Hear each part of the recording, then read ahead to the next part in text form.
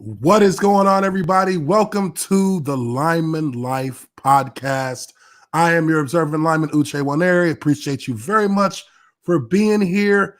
It is Thursday, January the 2nd, 2020. Happy New Year, everybody. Happy New Year.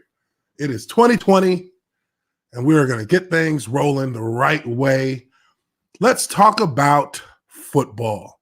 So, for those of you out there who follow my YouTube channel, I posted a video that was about the firing of the Cowboys coach, Jason Garrett. And, you know, he still hasn't been fired yet. I find that very weird. I find that very weird that since the Cowboys season has ended and since the regular season has ended in the NFL, there has not been, well, the firings that have happened, almost instantaneously since the end of the season. But here we have a situation with the Cowboys that is just quite bizarre. Jason Garrett has been meeting with Jerry Jones. Now, for me, I posted that video saying that he was fired based on a report out of WFAA TV in Dallas, Texas, stating that Jerry Jones had fired the entire Cowboys coaching staff. This was not just the head coach, Jason Garrett, but the entire staff. And I got a couple of comments on that video, people saying that I'm fake news or that I jumped the gun or what have you. But at the end of the day, I am just waiting, and we're all waiting for this thing to finally hit the fan, for them to finally cut Jason Garrett loose. I can't see why Jerry Jones would have this guy for multiple meetings. What is he trying to? What information is he trying to gain by keeping Jason Garrett around? Just doesn't make much sense to me, But I'm not taking that video down until it's confirmed that he is, has been re-signed to be the Cowboys head coach.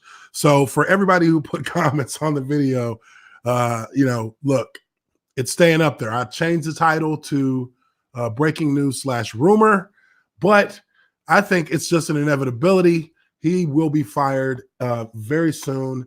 And if he is not fired, I will gladly take that video down and I'll make a video apologizing for that mistake. But I think we all know that it's just a matter of time before he is gone. And, the funny thing about it is that I've been on a team in Jacksonville where we had a couple of head coaches get fired, and that it's always a hard thing for a locker room to deal with when a coach gets fired, no doubt. I think that when a coach gets fired, that sends a message throughout the entire organization. In 2010, we fired, or the Jaguars fired Jack Del Rio as our head coach. And then they proceeded to follow him up with Mike Mularkey, whom they fired after the next season. But in both instances, it leaves a lot of questions in the locker room. As to whether or not guys are going to be able to, stay with the team. Will the new head coach bring in a similar system? Will he clean house and essentially start fresh with a new look for the team, kind of giving it a rebuilding, putting in rebuilding efforts. But we'll get back to that here in a moment. But right now, I have a very special guest that I want to welcome to the Lineman Life podcast. This guy is a two-time All-Pro fullback out of the University of Alabama. We actually were drafted in the same year, 2007. He was pick number 137. I was picked number 149. But this guy has had a great career out in Baltimore. Obviously, he is most known for his career in Baltimore because of his exceptional speed at the fullback position and the unforgettable run that he had against the Dallas Cowboys in their final game in Texas Stadium. He is a first-team All-Pro and a member of the Kansas City Chargers and Kansas City Chiefs and San Diego Chargers as well. At the University of Alabama, I would like to welcome Le'Ron McClain. Le'Ron, what's going on, brother? What's up, baby? How you doing, man? How you feeling? I'm good, man. This is actually this is our first time actually officially meeting each other, speaking to each other. And I don't know if you know how to say my name or not, but I'll give it to you now. Uche. I do not. I do not know, boss. I've been up here trying to figure it out all morning. I do not. Yeah, man. Uche Nwaneri. That's how you say my name. Uche Nwaneri. Yes, sir. Uche. Yes, sir. Yes, sir. I like that. But yeah, man. Welcome to the show. How you doing? Man, I'm good, man. I can't complain, man. Getting up on this Thursday morning, get my day going. Absolutely. And everything. So I'm good, man. God is good. Good. So tell me a little bit about your time in Baltimore, man. I found it interesting. We played against you guys a number of times when I was with the Jaguars. And one of the things that our coaches always talked about was how you guys were loaded with running backs. And they actually included you in our film study. They included you in as one of the running backs. They didn't say fullback. They weren't like, this guy's a blocker. They're like, they'll give this guy the ball and he can run with it. So tell me a little bit about your time out there in Baltimore. Man, it was so crazy, man. Coming in to the league in 2007, man. Coming into that locker room, boss. I coming into that locker room with Ray Lewis, Jonathan Ogden, Derek Mason, Chris McAllister, Tamari Rowe. It was just like, man, I was a little kid. I remember coming to the locker room. I seen Ray Lewis. I walked back out. I was nervous. I walked back out. Then I walked up to him. I said, "Excuse me, sir. My name is Le'Ron McClain." He said, "Man, I know who you are." You know what I'm saying, man. Let's get ready. Yeah, let's get ready to roll. So, going through my rookie season, starting fullback, my rookie season was great. But one thing that I did that I want to tell guys that I almost messed up when I came home that off season in 07. I got comfortable. Didn't know what was going on. We had a coaching change in Baltimore. I went back up to training camp that year. I failed the conditioning test. They had me on PUP beginning of the 2008 season. And people, I remember my financial advisor hit me. He was like, "Man, why you on PUP? You supposed to be out there playing." I was like, "Man, I didn't pass the conditioning test." John Harbaugh, that's why I respect that man so much to this point. He when he came into that Baltimore organization, he didn't fake. He said, "I'm gonna do it my way. We gonna change this thing up." And you see how, the organization been going. Probably one of the best organizations I played for. Boss, if I could do it all over again, I would shut my mouth up.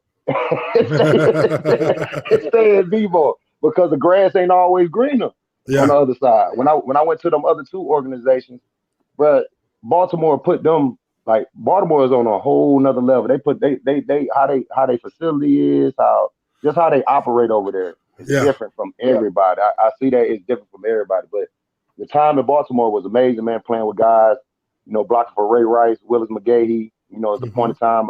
Man, I got the point that I want to tell people, it was like a gift to me. I got to run behind my favorite fullback of all time, Lorenzo Neal.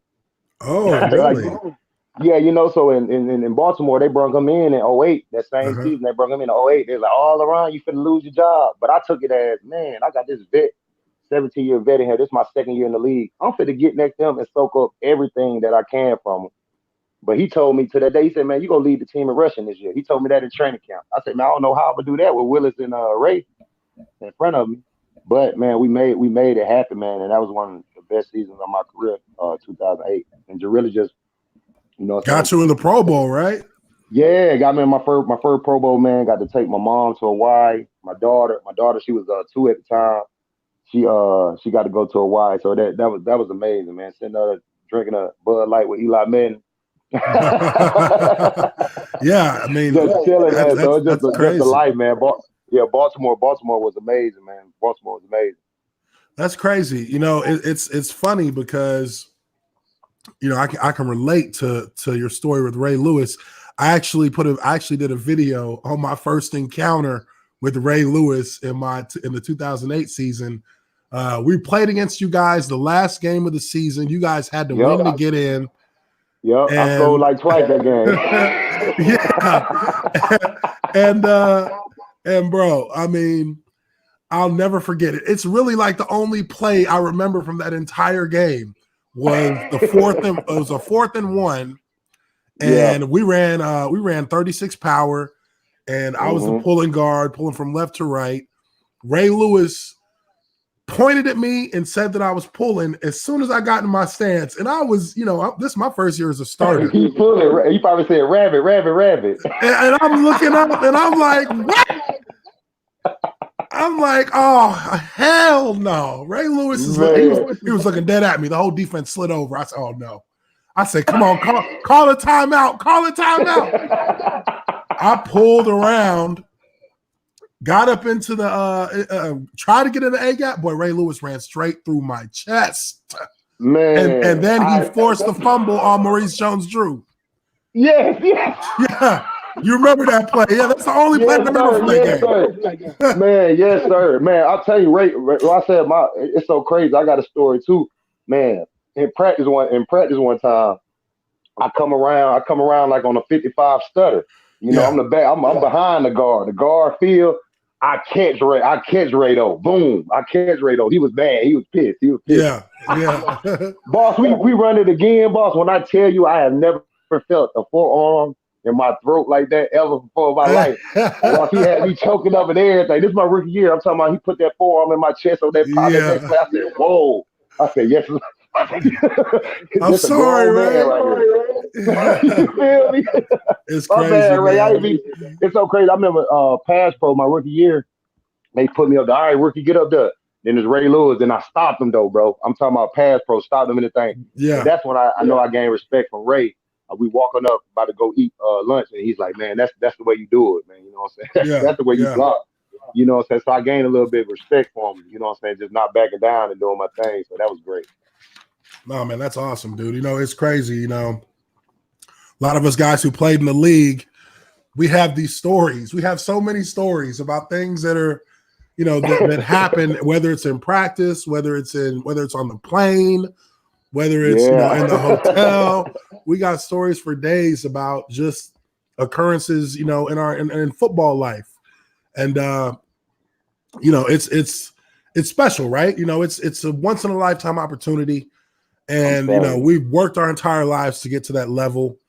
And you get to that level, and it's almost like you're living in a dream. I mean, I'll never forget my rookie year coming out, in the third preseason game at Lambeau Field. And this is a place that I had watched as a child. Yes, sir. And, here I am in Lambeau Field, and there, coming out of the tunnel, is Brett Favre. Favre. You see these guys who you watched when you were in middle school. Yes, sir. when you're in middle school watching these guys, and and it's awe inspiring. I mean, another guy that I saw my rookie year played against them was Derek Brooks, who I was a huge fan of. From Tampa Bay. And, yes, sir. Just really, it's an amazing opportunity that we had, and it was an amazing experience, obviously. So let's talk a little bit about the Ravens in the playoffs. I know you've been keeping up with them. I stay Raven down, man, on Sunday. What is it? What is the motto? Ravens flock? Ravens flock, man. Ravens flock. That's it. You know what I'm saying? Everybody it's so crazy how even people in my hometown, man, they it's just everybody, oh man, I remember when LeBron went to the Ravens in 07. I was a fan then, I'm a fan now, and all that. So I just like I appreciate it, man. Them boys up there, they balling. The thing about it is, man, my son is 6 years old, right? And my son hasn't picked up a football when we took him to the fire station for his 3rd birthday. He left the sports alone. My son think he Lamar Jackson.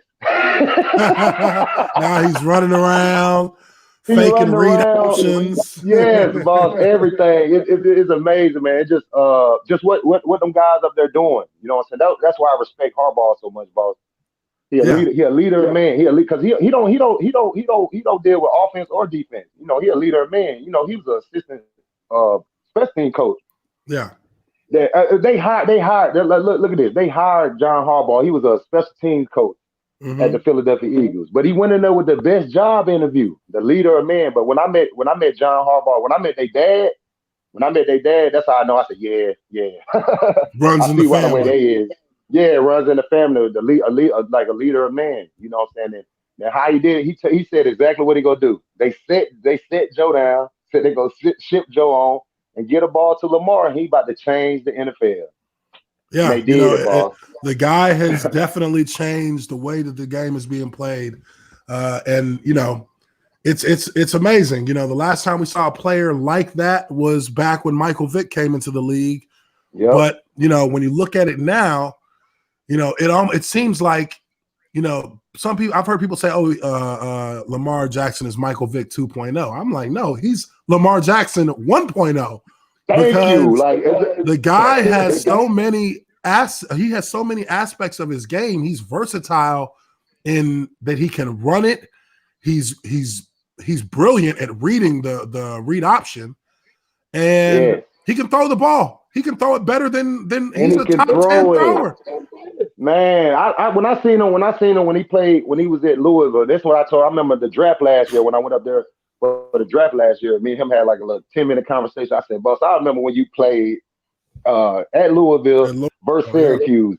He went off. And then I always talk. This I always talk about. People need to talk about Bill Polian, that legendary GM who said Lamar Jackson should be a running back. People need to call that out, man, because they need to call that out. Yeah, Bill Polian. Yeah. Those scouts do not know what the hell they be talking about. Yeah, you know, it's funny. They got people that never played the game going out there scouting people. He gonna tell you, Bill Polian, a legendary GM, as they say. You know what I'm saying? Go tell me Lamar Jackson is a running back, bro. Go sit down somewhere, man. Come on. Yeah, and you know that was probably one of the worst takes on a player and what position they should play in the NFL. Thank you. You know, even Booger McFarland said some stuff about Lamar Jackson. They try to come back. Yeah, I know what I'm talking about. I know this. No, you don't, bro. Yeah.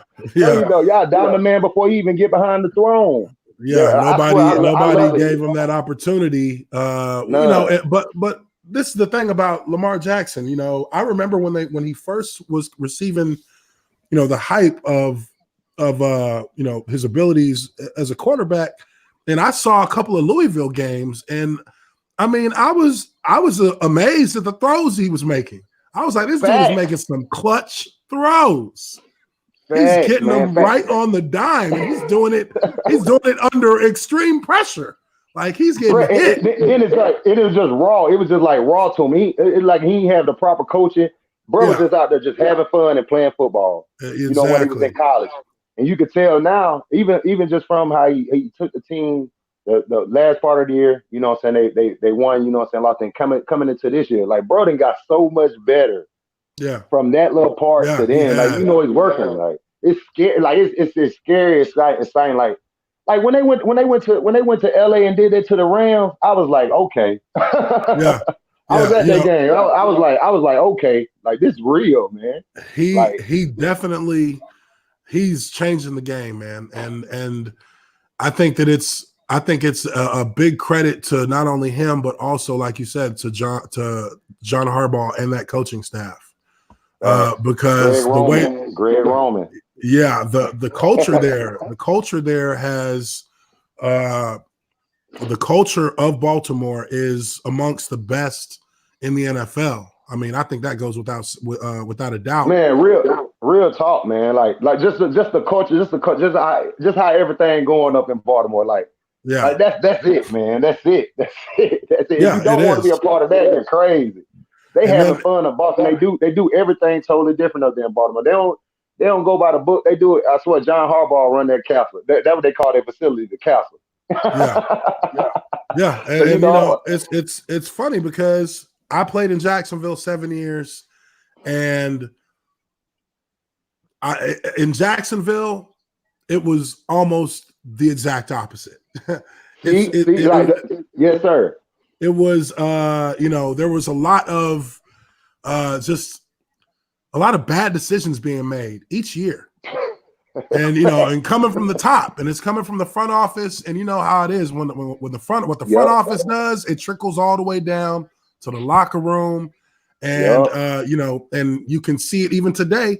The Jaguars are still in flux. I mean, we had that one really great season in 2017, almost got to the Super Bowl, but since then, it's just been a bevy of bad decisions that has brought the franchise crazy. back down. Yeah, and then I ain't know what was going on with the Jags. I ain't know the situation was going on, and then they said, "Bro, he just kept the whole staff again. He just kept the same staff, right?" He just made a mistake again. The owner, and, you know, the owner of the Jaguars is a cool dude. I mean, I was there when he bought the team.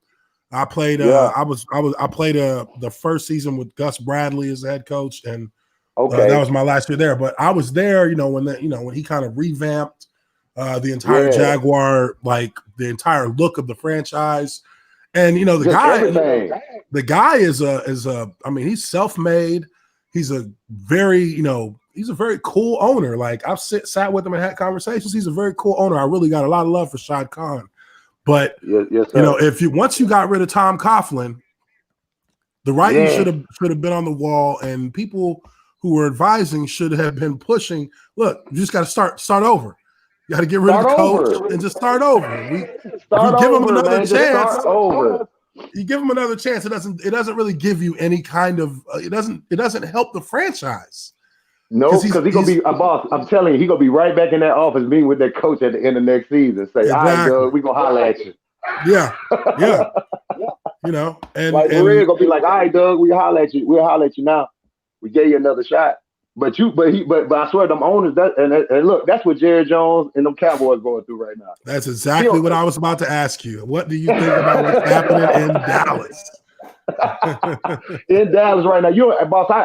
I saw one article that said they were fired. Then I saw another article say they having a second meeting. I'm like, what do y'all have to meet about? I mean, I posted a video trying to beat that breaking news. I posted a video talking about that news article saying that he was fired and the entire coaching staff was fired. So yeah, I saw that too. Once it kind of got reneged, I didn't pull the video down because I'm like, he's still gonna get fired. It's like, but now he's on his third meeting. Now he's on his third meeting with Jerry Jones. And the question is, what exactly the hell could y'all be meeting about? You went 8-8. For real, like what can y'all be meeting about? And how y'all didn't drop this season, man? The season was handed to the Dallas this year. Like Dallas should have won that. Dallas should have won their division. They supposed to be in the playoffs. Like, and they still had the opportunity to do it. And like, man, I swear, if they don't get rid of that coach, man. I mean, it's, you know, he's been there for 9 years. They got to get Jerry. Then Jerry got to. They got to strip some power from Jerry. Jerry just need to own the team. He don't need to be the GM. You know, a lot of people say that this mess started back when he fired Jimmy Johnson as the head coach, and since then, you know, the Cowboys have really, in all honesty, been, you know, a mediocre franchise. For as much fanfare as they get, they have not performed even close to what their expectations are usually set at, and what the hype for the Cowboys is usually set at. You know, so for me, this is just another example of Jerry Jones trying to exhibit that control and trying to make it his world when it's really, you know, it's damaging the franchise. It's damaging the franchise. It's tearing it up. It's to the point, like, I mean, Dallas, I mean, they got so much good looking stuff out there. You know what I'm saying? And so much talent every year. I feel bad for Dak. Yeah, and I'm so glad Coop Coop, I don't know what Coop gonna do. I mean, Dak, man, I hate that for Dak though. You think they gonna pay Dak? What you think about that? I mean, they have to. He didn't get paid. Don't say they got to do something or let him go. They're gonna have to either. I mean, I would think that they're gonna look to get a deal done. But other than that, you franchise them, or I mean, but you can't. I mean, you franchise a quarterback. I mean, that's not not a what Jared do. There's no telling. And again, man, like when there's not a buffer between the owner and the people who set personnel, you know, this is where you see the damage that it can do to a team, because Jerry Jones is somebody who acts mostly off his emotions like a fan, because he's a fan. You know what I mean? He's the owner, but he's a fan. He's saying so damn, boss. You hit it on the head right there. He a fan, like, for real. Like, he be like mad, happy as hell when they win or lose. Like, some owners don't even show it. Some owners just be up there, same face, same mode the whole time. They just care about these ticket sales, this buddy. You know, they really ain't fans of the game. Real talk. I was in Dallas my last season. I was in Dallas, and you know, there's like a level of arrogance around that franchise, and it's not the players; it's the front office. There's a level of arrogance about that team that they feel as if they're still that team from the 90s, and they're not. And I was coming from Jacksonville, and I was looking at these guys, and I was thinking to myself, you guys, we've won more playoff games in Jacksonville than y'all have in the last 20 years. Like, what are y'all talking about? That's how I was when I went to KC that one year. I'm like, y'all out here bragging about everything, boy. We out here losing everything this year. Y'all. I mean, I remember one game, boss. I remember one game, real talk. I remember the first game of the year, we lost to Buffalo. I remember my mom was out there. She goes, Rod, you sure you gonna be okay? I said, y'all be good. But I promise we getting the sign up that Monday, these boys are talking about cars and all that. I said, man, don't y'all know we just got whooped, bro? Just got rolled. I ain't never lost to Buffalo like that, bro. You know what I'm saying? I'm just saying coming from Baltimore and everything, you know what I'm saying? Back then, I'm like, man, I ain't used to this, you know what I'm saying? But that was a wake up call for me too. That's why I said the grass ain't always green. Yeah. That's why I learned that. But look at you, bro. You got all 7 at Jacksonville, though. Yeah, I did all 7 at Jacksonville. You know, I wish I could have got the last one in there, you know, and one more year in there. But you know, 7 is for completion, though. I got 7 too, boss. You know what I'm saying? You know, we had new head coach, new GM. I got 1 year with them, and then they just basically start cleaning house. So that was that. Boss, that's so crazy. That's the same thing that happened to me in San Diego. We had a new coach. You know what I'm saying? And, new gym and everything. I spent 1 year with them. Then shoot, they said they're going in a different direction. Really a cheaper one. yeah. That's really what it boiled down to. You feel me? You know, but you know, the thing about guys like us, like you can understand more than probably any other player on the field what it's like as a blocker. You know what I mean? Like, indeed. You know, you work in sync with the O-line. The O-line, you know, obviously thankless job. People aren't really paying too much attention to us. But you know, as a fullback, that's become a position that is not utilized nearly as much as it was. You know, I think you were one of the last true fullbacks who not only could run the ball, or not only could block, but could also run the ball. And you know, you were really more. I always looked at you as a kind of a hybrid, because, like I said, when we played, me too, man. You know, I did too. But you know, they get the label. Mm-hmm. you know, I consider myself. I swear, boss. I swear, and I always say this: if they would have let us unleash that package that we had my last year in San Diego, me and Danny Woodhead, you know, when he came to Diego and everything. If they would have let us unleash that package that we had with Phil, I promise you, I swear we would have did damage. We ran that package one time. That was that Monday night game versus Houston, and we would have let them. That boss, my last year in the league, that was my best training camp I ever been in the NFL. That was my best training camp, production wise, as in I'm talking about health wise, condition wise. I was ready because I knew going into the new coach, I'm gonna shine. This new coach, I gotta put my emphasis on. So I'm gonna try to do whatever I can. That Put some pressure motivation on the new coach. Yeah, you know what I'm saying? So man, boss, I mean, I'm talking about I did everything right, boss, and they still put me on the shelf. Yeah. You know, it's funny. I had a similar situation in Dallas. Like I was in Dallas. You know, they initially, before I went to Dallas, they wanted to give me a 2-year deal because they thought that they were going to draft Johnny Manziel.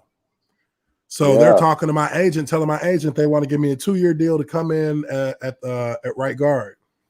And they ended up drafting Zach Martin. You know, they basically had to lock Jerry Jones out of the draft room so that they could draft Zach Martin because, you know, Jerry Jones was sold on getting Johnny Manziel. Johnny Man, look at that. And look at what, you know, and the Cowboys got to be glad they didn't get him. Boy, I'm telling you. But, you know, so anyways, fast forward to, you know, training camp. When I got there, you know, I mean, I was bodying their defensive tackles the first day in pads. I was bodying them. And, you know, it was probably the best I had felt. Yeah, it was probably the best I'd felt in training camp for the past few seasons because my last, 2 years in Jacksonville, I was dealing with a knee injury. So, I finally, recovered from that, felt good. And, you know, in the preseason, I started getting a lot of attention from the media, the Dallas news media, because of, you know, I was out there balling. And as soon as one of the top sports writers, sports anchors in Dallas started talking about me and how I was playing and how I should be the front runner for the starting job at left guard because I actually was at left guard because they had Zach Martin at right. And as soon as that started spreading around, they moved me to the center position. They moved me to the center position. And as soon as I got in at center, I had a great game great preseason game at center.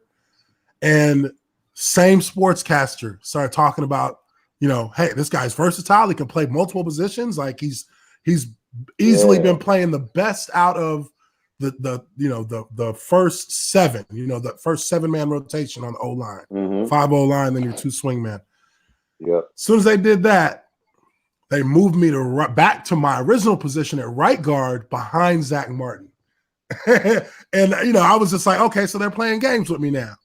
They're playing games with me because they want this guy. And people think, and you could tell their story to somebody, or I'll tell my story, like how they put you on the shelf. But people, you know when you ain't, especially with me, I know when I went in my last year in San Diego, I come in there on the Wednesday. You know, you look at the game plan. You know, you can look at plays to see if they got you a little fullback screen. You know what I'm saying? If they're working you into the game plan, into the game plan, trying you to, but shoot, I swear it's plenty of weeks, especially that last. That's why I said, bro, my last year in San Diego, I had the best training camp. Then coming into the season, bro, I swear it got to the end of that season, bro. That was my first season when I was like, man, I don't even like, I hated going to work. I said, my God, they made it not fun, man. They made it not fun though. You know what I'm saying? You know, and I think a lot of people don't realize that, you know, there's the franchises are run very differently. Each franchise is different. And some of them, you know, you go in, you walk in, the culture there is good. Everything is handled professional manner, but they make it a good environment, a fun environment. And then there are some franchises you go into and you honestly could think to yourself, like, what the hell? Like, how are they run? Like, how are they planning on being successful like this? like, thank you, bro. Like that is you hit the man nail on the head. I'm talking about real. And that was how y'all think I gonna be successful? I think that what happened to Kansas City. They whole demeanor had to just change, like they had Haley, and then they went to Romeo Crennel. He was still on the same staff though. I'm talking about you had to clean everybody out. Get everybody out there and get a coach in there that care about something that gonna let you, you know what I'm saying, operate the team you is. I swear that was Harbaugh did. Harbaugh came in. I remember Harbaugh came in Ray Lewis had 2 lockers. He boarded one of them up. He said, "No, everybody just need one locker." Yeah. I mean, And you gotta respect that. You gotta respect respect it. You know what I'm saying? Their team, but you see, man, they make this run. They got them 2 games right here. He win the Super Bowl right here, man. He gonna be in Baltimore for a long time. I think they'll hold on to him. I mean, 14-2. I mean, that's 14-2, unbelievable man. record. To the Browns. I went to that game when they played the Browns at the crib and they lost. I was like, man, that's the game I want to go to. I was like, shoot, Browns. You know what I'm saying? Should be a win. Yeah. You know what I'm saying? Should be a win. Should be dope, man. You know what I'm saying? We have a lady friend with her there, and I was like, man, I done bring you to a game. They done got blew out. Yeah. For real. It was just a bad week. For anybody who's just joining us, I have All-Pro fullback Le'Ron McClain with us, former Baltimore Raven. We're talking about the Ravens. We're talking football. We're not even really just talking about the Ravens. We're talking about football. It's 2 football players who are sitting here having a locker room chat. But we appreciate everybody who's here on the podcast, on the stream, streaming on YouTube right now as well. Let me hit a couple of these super chats real quick, and we'll get right back to it. We got Sneaker Pikachu for $5. Appreciate that, Sneaker Pikachu. Scary Garrett could have been the Ravens coach instead of Harbaugh. Thank God my Ravens dodged that bullet. You're right.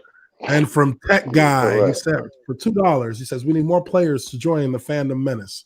Now, I'm part of this this fan group of and it's not just, it's like a geek culture fan group. We're the fandom menace, and we're like big fans of like Star Wars, big fans. They're fans of Star Trek, stuff like that.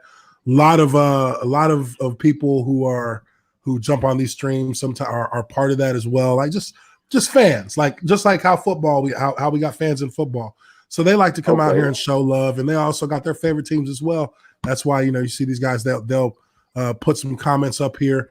Let me real quick before we get back to it. There was a comment here that I wanted to highlight in the chat. Let me see. It was somebody. It was just a Ravens fan. We got some Ravens fans in here now. Here we go. Out of step with reality. Happy belated birthday, LeRon. So you just did you just have your birthday was just in December, right? I saw that on here. 12/27. Yeah. Hey man, this the first year, man. My mom got me a gift on Christmas and my birthday 2 days later. Usually she just give it to me on Christmas. On Christmas. Yeah,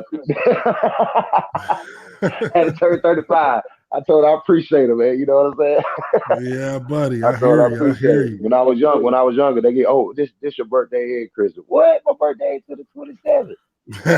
I swear, man. I got my first look, boss. I got my first birthday cake probably. My son's mother, she got my first birthday cake. What I turned?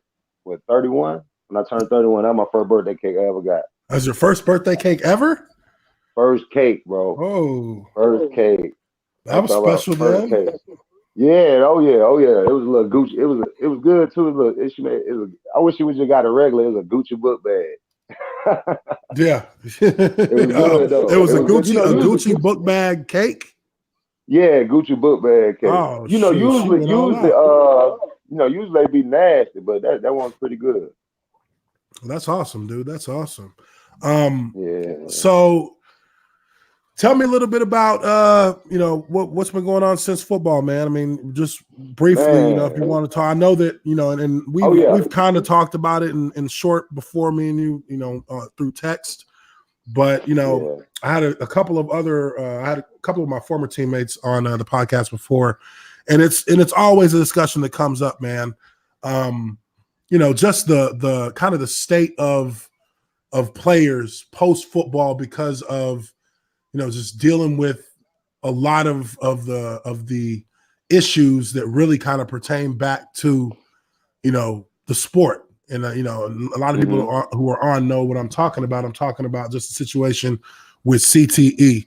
And Eben Britton, who was he was our right tackle with me in Jacksonville. Then he went on and played with Chicago.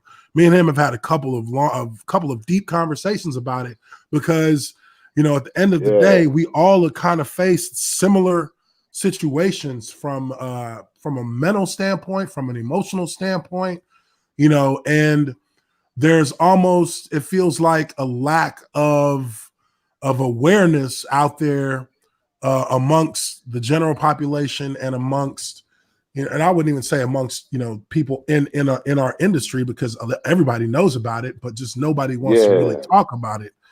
They don't want to talk about it. And, you know, me and Eben, we've talked about it, and we've, you know, we had similar experiences dealing with things like depression, dealing with, you know, anxiety, dealing with, dealing with relationships. Like, it's hard to really like deal with people sometimes.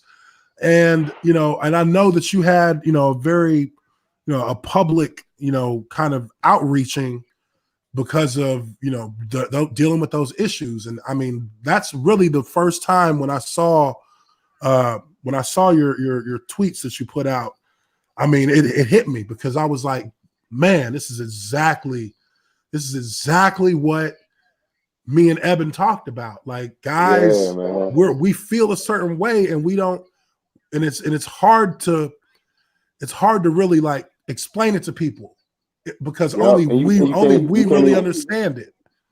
Yeah, you can't even really explain it. And then sometimes you be like, man, you know what? I'll get tired of explaining it to y'all. You know what I'm saying? Because people know, like some people know exactly, you know what I'm saying, what's going on, especially, you know what I'm saying, opposition, what we played. And that's why I always tend to, I was like, man, I understand if I was, you know, a receiver, a DB or something like that. But I know I did that for a living, you know what I'm saying? That was my job, to go and smash somebody. You know what I'm saying? Blocking, full contact, hitting each other. Hit with your head, hit your head, knock over. I know how to hit, man. I remember one time James Harrison hit me. He hit me, knocked snot out my nose in the AFC Championship in 2008. You feel what I'm talking about? That hard, head ringing. It's a lot. Then I try to tell people it's a lot of stuff that it's a lot of stuff that I couldn't report because of my position. Let me report that my last year in the I know I caught 3 concussions my last year with the Chargers, but I couldn't tell them that I'm already distant off the game. Man. Let me tell them I got a concussion. I'm going. It's like I'm on IR the rest of the season. Yeah, and so you know, I got. I'm sorry. So go I ahead. Play the game. Yeah, I said. So I got to play the game with them too. You know what I'm saying? And then just now coping with now. And when they strip you of everything, they put you out. They leave you out here naked, bro. That's how they feel. That's how I feel. They leave you out here naked and have so much control over you and the money that you save. You know what I'm saying? Stuff to put you back on your feet, or stuff to get you insurance and stuff like that. This is what I understand, boss. Let me ask you this: why don't we have lifetime healthcare, bro? Insurance, knowing that this game is like this. They strip us of our our insurance, boss. 5 years. You just lost yours, right? Because I lost mine. I lost mine last year too. Yep. Just lost mine. And then they sent a packet and tell you, oh, sign up for this. Sign up for Cobra. You got a deadline to sign up for Cobra. You got a deadline. Don't sign up for this. And then I didn't even know it was another deadline to sign. So I'm talking about it's like so now, like, bro, I'm out here with, like, you know what I'm saying, no insurance. You know what I'm saying? And like, I had emergency back surgery in June. I ain't had no rehab since then. I'm having the same complications before I had surgery again. So I might have to have surgery again with no insurance. Man. Medical bills out the door. You know what I'm saying? That's through the roof, boss. And that's just the highlight of it. Like, I don't understand that. Like, why don't we, like, if in the new CBA that's coming up in a few years, like, I think that's one thing they need to put in there, especially like for old players, like going through anything. Like, it need to be some type of lifetime health insurance, or they need to start taking people, you know what I'm saying, stuff serious, man. Like, you know, I had to test. I had to do a neuropsych test in Atlanta that they sent me to. They denied me for it. You know what I'm saying? It is what it is. I ain't even. They denied you for that. Was that for your line of duty? No, that was for my that neuropsych. was for the neuropsych for the concussion settlement. Yeah. So they like you got to tell like y'all send me to those two doctors, and the first thing that on my report, dude said he cried the entire time. Boom, depression. But I ain't depressed though. No, hey man, it's real, man. Like come on, it's real, man. And a lot of people, and again, like I said, man, it's in a lot of the situations, the only people that I've really been able to talk to about what I went through are other players, because it's easier to explain it, because it's just like that connection as a player, because you've been there. Now for me, I had one official concussion, and that was in my sixth year against the Patriots. I knew I had a concussion, and they pulled me out the game. But the thing about it is that the big concussions that's not even what does the damage. It's the routine. It's the day after day, practice after practice, just the sub-concussion impacts, which are impacts that are, just like getting your bell rung, or just like, hitting face to face, meeting in the hole on a pool, or reach blocking, or anything like that, where your head makes contact. We're running, we're players that are trained to have anabolic explosion. Like, we have that short range explosion, 5 to 10 yards of full speed contact. And that's 60 times a game. 60 times a game times 17 weeks times what, 3 practices a week? So at our position, like, and then people gotta understand, at our position, like, we hitting every single play. Every play. We don't have no plays off. That's why I said I used to look at the practice schedule and be like, God, dog, man, short yardage today. I'm gonna be in there. How many 21 personnel I got? You know what I'm saying? Do I got some halfback today? I remember some days I'll be like, man, it'd be double duty, but some days I'll put it on my back, because then some days I'll work so hard, work so hard, and they still won't when take off. Imagine this though. Imagine doing all your offense, you know what I'm saying, and then got to run the scout team fullback to go against the defense. Oh yeah, because you're the only fullback. Thank you, the only fullback. You know what I'm saying, and bang. So they think now when I'm telling these folks, like, I'm having, you know what I'm saying, hey, I need to. It's starting to show. It started to show in front of my kids, like, this summer. You know what I'm saying, when I'm having breakdowns, boss, I got to run back in the room, having meltdowns. You know what I'm saying? Then having to come back out here to my son and be like, all right, man, like, what you were saying, like, my bad. I know I snapped on my son twice, and I'm talking about that always ring back in my head. You know what I'm saying? For the summer I snapped on my son, I felt so bad.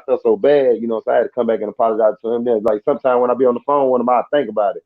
You know what I'm saying? That's how bad it was. And that's when I dropped him off at the airport, and I took him home. And, like, boss, I'm getting back on the plane trying to come back. When I'm coming back to Alabama, like, I'm just crying the entire time. So that's when I came back to the crib, and that's when I went viral on the thing. I said, man, y'all need to, you know what I'm saying, like, give me some help and everything. But they'll try to cover it up. You noticed it. You noticed you were outside of yourself. Like, it was man, a different kind of, like, it's like your personality kind of shifts, and, like, you have that kind of quick trigger that you never really had. You didn't notice it as a player because you were never in any environment that was really our environment. The level of stress that we deal with as players, we're used to that. So it's just more of a step up and perform. But when you're faced with a level of stress in a different kind of environment, which is family life, dealing with day to day. Yeah, the day to day, boss. That's, you hit it right there. Just dealing with the day to day and trying to, and then feel like, and then knowing that, like, people are blowing smoke up your tail. They're not. Yeah. You know what I'm saying, being trustworthy. The people that, you know what I'm saying, run the PA. they'll blow smoke up and claim like they helping. They got to be real. Dude, the This is how I feel, NFLPA though. is useless. Is to that a me. real union? Like I don't understand. Like if that's a real union, they still getting paid for the league. How is that a real union? Explain that. I mean, I got so many questions, Boss. No, I mean you're right, dude. You're right. And me and Eben Britton, we had the same conversation about the NFLPA. The NFLPA does not look after players in the way that they would like you to think they do. And the thing about it is that, okay, I mean, there's so many sides to talk about it from. One side is I'm talking about so many, boss. So many. That's why people. I wish that, and then people that's tuned in and listening. I wish people could really like really understand it, like where we coming from, because they are running. They have one of the biggest. They have one of the best schemes in America going on. It is a Ponzi scheme. It is a Ponzi scheme going on, bro. They got with the one NFLPA. Do you know how much money they have of all of the players? They have all the players in the NFL. They have, like for instance, with me, they have about $2 million of my money. $2 million. Yeah, that's like boss, like they mine too. That's why I said I cannot walk into the Ravens facility right now or the Chargers facility and do anything in that facility. Or the NFL offices, but y'all got so much control over us. You know what I'm saying? Like what we doing, and we can sit out here and really be on brink, bro, of having nut. I mean, talking about to a point with me. Example for me. To the point with me when I was in Atlanta before I had to move back, boss. I had to sell, boss, pretty much my entire wardrobe, all of my shoes, boss. I had to sell my truck, man. My mom husband had to come over to Atlanta and pick me up, bro, and pick me up and bring me back to the crib, boss. And I've been you know what I'm saying, I've been in this state, you know what I'm saying, for a year and a half now. Yeah. You know what I'm saying? You think that the league care, but then I'm telling them, hey, I'm going through brain. So, all right, we go use your EAP coverage, go see a counselor. I'm in 12 sessions with her. She already looked. This she told me last time. She said, hey, before you come back and see me, you need to see a psychiatrist so you can get on some meds, because you can't even get through the session. You know what I'm saying? You got 2 minutes. She said, I think you bipolar. She'd have said that 6 weeks in a row. But look, boss, look. She said, go see a psychiatrist. I said, dang, how am I see a psychiatrist? I ain't got no insurance. Yeah. You know what I'm saying? That's the truth, though. How am I see a psychiatrist? I go see insurance. She said, well, pay out of pocket. Oh, man, it's $260 to see the psychiatrist right here. That the one that don't take insurance, oh, he charged $260, man. I can't pay that out of pocket right now. I need that. I need to send that to my kid. Yeah, you feel me? Yeah. So that's the point. That's the real. That's life. That's a big issue. That's a big issue. That's a big issue for sure. They understand that. And you know, this is the thing. Like, in the insurance thing, like you said, that's huge, because the insurance that they give us for 5 years after we retire, that is insurance for you and for your family. Yep. So you know that's for your kids. Like I got 2 daughters, so that's for their insurance. I got two. And you know, and when you look at the costs of things, once you don't have that insurance, like I take Vyvanse for ADD, and I used to pay $25 for that before when I was on the NFL's insurance. Now I'm only getting $30 off of it. So I'm paying $325 now. Woo! And look at that. Now I said look at that right there. And like I'm out here and like I can't even. I remember the last time I went to the doctor, it was like the end of October. And I'm like, doc, I'm starting to have the same complications. It's like got worse now. So I'm having the same complications. But I was in the lobby so long. But the lady brought me up there. She said, you have one thing, you have medical bill. I said, well, the NFL, I gotta sign some, you know what I'm saying, no form and everything. They gonna take care of that. She said, Dan, you ain't got no insurance. I said, man, they didn't clip me. Like, you know what I'm saying? Like, you ain't got that. I said, and then look at this. They all right, you got to they tell you this the whole plan. Like you said, the positive scheme, this the whole plan. That's why they throw the Cobra insurance in there. Cobra, you part of the team too. They throw Cobra in there, tell you got a deadline to sign up with Cobra, and you can use your HRA account. Man, with that HRA account with me. The HRA account is another scam. It's another scam. That's why you have, and I'm sure you've heard about it in the news. And real quick, for anybody who's just joining us, I am here with two-time All-Pro Le'Ron McClain, former fullback for the Baltimore Ravens, also played in Kansas City and San Diego. 7-year vet. We're of the same draft class. This dude has been an awesome guest on the show. So once again, I thank you for being on it. And we got one super chat from Out of Step with Reality for $10. Thank you, Out of Step with Reality. How tough was it after you and LeRon got out of football with adapting back to regular life? And, that's what we've been talking about here for the last 10 or so minutes. And, just to answer that out of step, it's different. It's different because it wasn't adapting back to regular life. Our regular life was football. That was our regular life because that's all we've done our whole life. Since I was 6. That's all we've done our whole lives. So now it's that now we are trying, we're basically trying to adapt to the real world, quote, the real world. Because to a certain degree, and I'm sure you probably could agree with this, our lives as football players is insulated, right? We're in a bubble. Yep. So we don't necessarily. And pretty much you're on a scale. Pretty much you really are on a deep. Like you really your body. If you have been playing football since you've been younger, your body has been on a detailed like schedule. Like what's going on. In the fall it's football time. The first part of winter, what I'm saying, you chilling. Then spring, it's a little bit of football. Then you chilling. Then here come fall again. It's like a cycle. We have a cycle. We have a routine. Our life is set. Our lives have been set to routines since we were, some like me. I started playing in high school. I played basketball in middle school. Started playing football in high school. But for many players, it's from 5th grade, 6th grade. Like Pop Warner. And then on, you've been accustomed to being on a schedule that revolves around the sport. So to a certain extent, we've always lived in a different world than other people have. And once you get done with football, and this is to me is what I think is one of the biggest travesties, one of the biggest tragedies about the way that the NFL handles players once they retire, is that nobody gives you a call about transition. Nobody transitions you into a new life because that's what you're going into. You're moving into a new life, and there's no transitional period. I remember when I retired. I mean, it wasn't even that I had a retirement ceremony. It wasn't even that I announced that I was retiring. I just signed some papers from the NFLPA, and boom.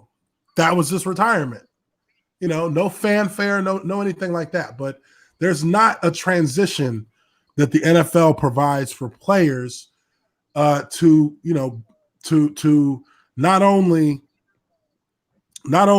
to begin to cope with the new pressures you're going to face in life now that you're not playing football anymore, but also they're not keeping the players in the family. Like a league like the NBA does.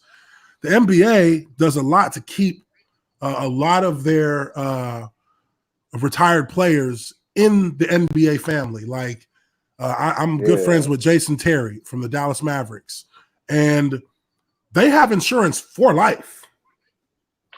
As soon as they retire, they have multiple annuity accounts, multiple retirement accounts that they have full access to, and that's something that they have, that they're allowed to reach for if they need it. The difference, and I talked with Jason Terry about this, and there's a huge difference between what the NBA does with their players post-career and what the NFL does.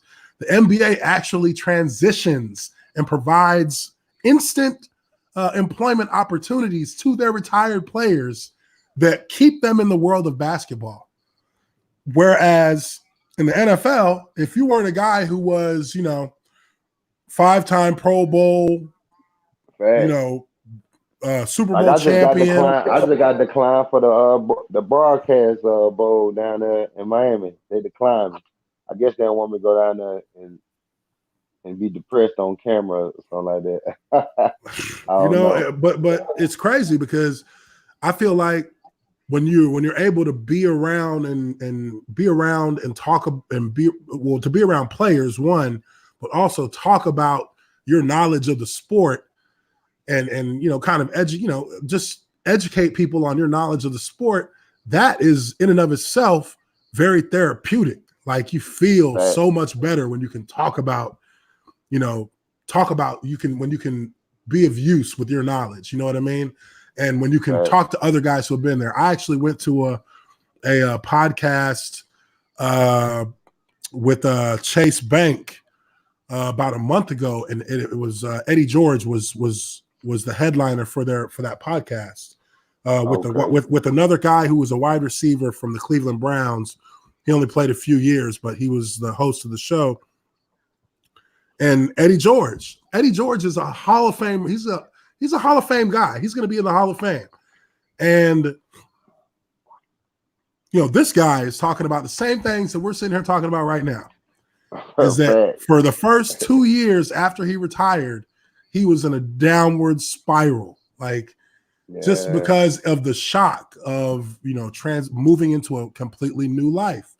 And a lot of things. And me and him talked for 10 or 15 minutes after the podcast, and it's a lot of the same things. Is that guys are not given, once you're out the door, you out the door, and there's no loyalty. There's no loyalty to the players who played their careers, who earned their pension, who sacrificed and did all the damage we did to our bodies. There's just not an outlet for those guys to go through to kind of just give us the that backing, that support. Because it's just the little things, like you said, like you snapped on your son. I've snapped on my wife. I've snapped on my wife over things, and I never thought I would do it because me and my mom. I live with my mom. I live with my mom, right? So I've been on my crib, bro. Me and my mom be into it. Like she's a stranger, man. Like that's so disrespectful. I gotta sit her about. She go. That's why I said I had to tell him one time, but then I said, man, when she put me, I said she gonna put me out, and then I ain't gonna be able to do nothing. I can't control it. Like I told him that it's all right. We go do something. Ain't nothing happen, man. So, dude. Like I started taking it in my own hands. Was that the players?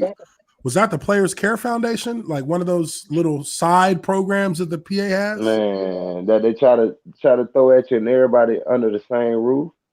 Like I can't, like everybody talk with each other. I remember they told me to fill out the Gridiron Greats paper. I filled that out.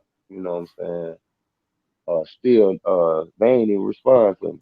Then the lady one time gave me the wrong number just to get me off the phone. I just had to be real with him.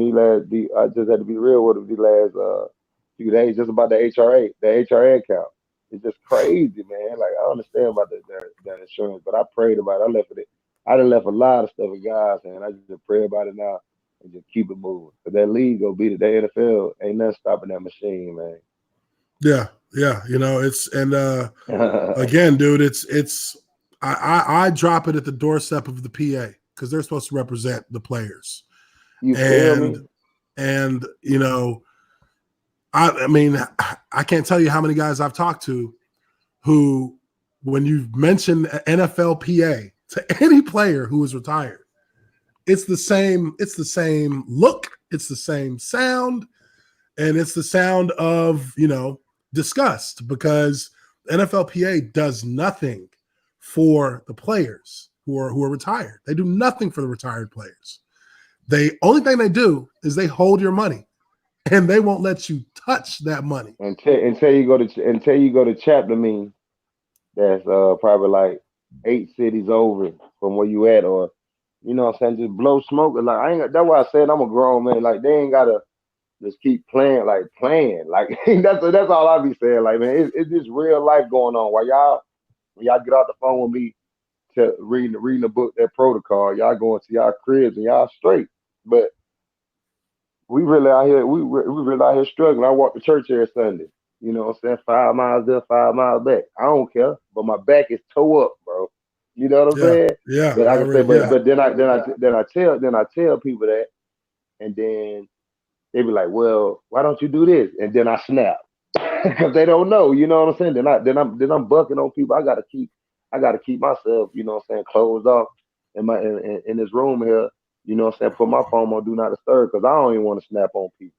You know what I'm saying? Because of my situation. Then they say, well, the league ain't doing that. Boom. Then I snap again. No, they ain't doing that. You No, know what I'm man, saying no, about it? you're right, It's dude, crazy. and I'm glad that you came on, and I'm glad that you're willing to talk about it because I feel like we're brothers. You know what I mean? We're all brothers in the Mm-hmm. NFL, Yes, sir. and whether we know it or Like I not, we all want are kind of going through the same thing. same thing, In different it degrees, ain't but even yeah. Then it ain't even.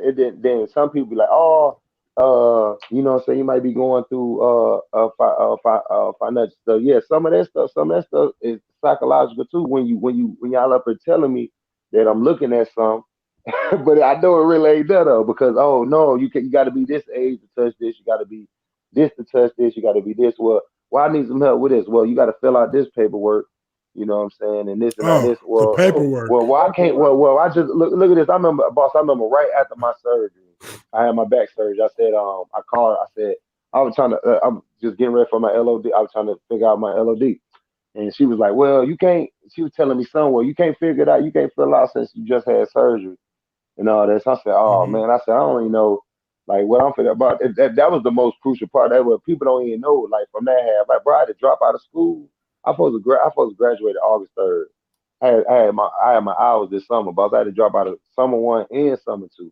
You know what I'm saying? While my kids was here, you know what I'm saying? You Hmm. know what I'm saying? And dealing with all that. They don't know dealing with all that. They don't even know I had to walk, you know what I'm saying, 10 miles to check myself into a mental hospital just to sleep one night because I wasn't sleeping. You know what I'm Wow. saying? Like you know what I'm saying? Like that's why I said they don't get none of them, you know what I'm saying, just them little things, you know what I'm saying, just of the day to day because something my mental wise, I had to take it on my own. I had to take it on my own. You know, people like, oh man, you went to see no, I ain't seen no doctor. I talked to my therapist boss that they gave me with the EAP coverage, and I'm doing everything I can just to stay mentally calm. I was mentally strained, mentally, you know what I'm saying, stable around here because bro, I promise you, it's hard. I'm about to tell right now. You know what I'm saying? No, Like, I is hear that you, is dude. that No, is, I feel is you that yeah like yeah? You know all what the I'm saying? way to the Is that core, bro. yeah? Is that serious? And it's real life. It's that serious. I know. I know. I said I know. Look, and I start school next Wednesday. I'm up here praying that this this insurance thing kick in, hopefully, you know what I'm saying, by then so I can get on some meds before then. But because I know I'm gonna be a mess. I'm gonna be a mess this spring. The same thing gonna happen again. You know what I'm Yeah. saying? Just I know I gotta get on something, you know what I'm saying, just to you know what I'm saying, focus in school and you know what I'm saying, do my thing and finish. Cause I gotta take it at my own hand, you know what I'm saying? Cause the NFL ain't gonna do nothing. Then I only can control this is what I always say. I say I only can control what I can control and that's my faith, man. So I pray to God. That's why I say everything in God's hand now. I just waiting on the outcome, bro. That's it. Yeah. Real No, talk. dude. No. Then I know I ain't the only. Then I know I ain't the only. Then I know I ain't the only one. I know a lot of guys don't want to. You know what I'm saying? Don't want to say nothing. You know what I'm saying? But if you're going through something, bro, you better talk to somebody before you be around here about to crash out.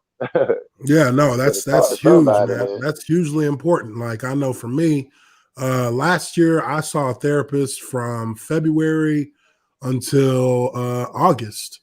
And that was Yeah, once a week. And it helped. It helped because yeah. it's just, life is stressful, man. Life is stressful. I'm telling you, man. And then when you're dealing with, with effects from football, that just adds on top of the stress that's already there. And like you said, it can make you act in ways that normally you wouldn't act. But you can't necessarily control it, because that's where the glitch in your head is from football. Now you got a glitch, and you have to find a way to manage it. You have to find a way to cope with it, because it's just part of the new normal, I guess, right? So yep, it's like the new norm, and that's what I'm not trying. Like, man, one of my friends, she came back in my life, but I know me personally, I had to separate. I know I had to push myself away, just because I'm just different. Like the snapping wise and the emotional wise, and man, I gotta get some help. But as I talk to my therapist, like on Wednesday, boom, for the next few days, I'll be good. So I know that right there is like helping me out a lot. You know what I'm saying, with my therapy. But it's deeper now, especially when she tell me, hey, you need to go see a doctor so you can, because it's so easy. That's what I be trying to tell folks. They be like, you know what I'm saying? Man, I remember one time, point in time, I told her to do. I said, man, I'm just trying to sleep. yeah, I'm just trying to go to sleep. I don't want nothing else but some sleep. I get alerts every time you tweet, and I've always kept up with it since the day when I saw the tweets that went viral. Yeah, I like click on the bell, notify me when you send a tweet, and I would keep up with them, just because I was concerned, because I know this is just, that's where the NFL family part comes in. We're all brothers in this league, and all of us who have played, we should look out for each other even after we're done playing, because we still relate the best with each other. Yeah, and that's like, it's so crazy. Like, now, that's why I said I even appreciate you just being on this podcast. They just talk to you. They just getting out, because I know, so you can understand, like, just a few things. You know what I'm saying? You know what I'm saying? Like, what I'm going through, like, especially like just mentally wise, just to coping with that. You know what I'm saying? I got it. And then like when you said, like, when you hit it right on the head when you said it, like, we so used to a routine, and that's what I've been starting, like, pretty much since the beginning of December, just trying to get on a detailed routine mentally wise. And the boss, this is just a cope in the morning. You know what I'm saying? yeah, This ain't even, you feel me? It's just a cope in the morning. And I'm like, man, like, you can hear it in my voice now. But I'm always on the go. You know what I'm saying? Or if I feel like I'm about to get at, I plan. I swear, I hate planning stuff, because I never go through with it. You feel what I'm saying? yeah. Like, anything I plan, or I'm gonna change my mind. It's hard to plan things ahead of time. Yep. Where it's always right at the moment when it needs to be done. That's when you do it. Yep. And no, man, you're absolutely right. We've been animals of habit, animals of routine, our entire adult lives, our entire, college, high school, whatever. But, that's because that was the structure that we had around us. We had structure, we had routine, we knew where to be at what time, we knew how many days we were going to be there. And now, post football, it's trying to find, first you kind of lose that sense of identity, because you are no longer what you have always been your entire life, which makes that's the first very difficult step that I dealt with when I first retired. Was for literally 2.5 years, I worked out still 5 times a week, and I was working out like I was getting ready for a football game. And me too, man. And one day, I was driving back from a workout, and I was just literally thinking, and I had felt this way for that entire 2 years, but I hadn't actually, like, thought about it to myself and what it really was that I was feeling. I was driving home from a workout, and I literally stopped and thought to myself, what is my purpose in this world now that I'm no longer a football player? Like, who am I? Like, it's like it's like like if you have a loved person that dies, there's a void left by that person. There's a void. When you retire, it's almost the death of a part of you. Like, there's a void, and it's not easily identifiable, because I mean, hell, dude, when I first retired, for the first like month, I was like, I'm retired. I don't have any, I'm chilling. I got, I got my businesses over here. I got, this over here. I'm just chilling. It's all good. I played along. I had a good career. But about a month or two later, it was like, what do I do? What do I do? What do I do like next? What's going? And I know on my point, I remember if I could try on mine. I remember my boy. I remember when I got released. I remember I was trying to find some. I'm working out.